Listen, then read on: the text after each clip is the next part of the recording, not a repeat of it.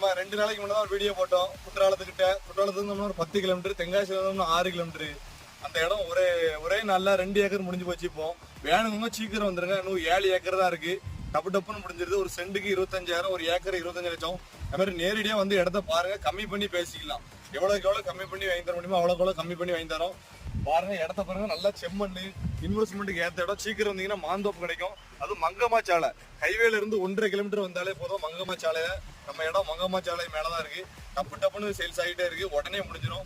ஒரு வாரத்துல இந்த இடம் முடிஞ்சிடும். முடிஞ்ச பிறகு கேட்குங்க, குவாலி பண்ண எல்லாம் போடுறாங்க. தென்காசியில நம்ம 10 பக்கம் தான், ரொம்ப பக்கம் கிடைக்காது. டப்புன்னு முடிச்சிடலாம்.